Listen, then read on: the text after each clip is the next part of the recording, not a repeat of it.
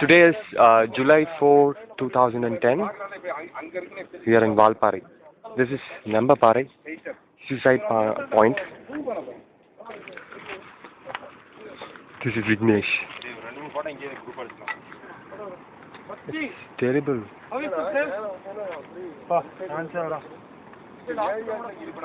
Silver lines, waterfalls.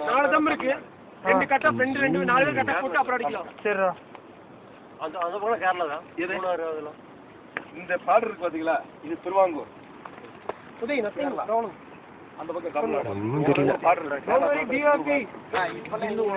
You wanna see how deep, hard? சூரியமலை,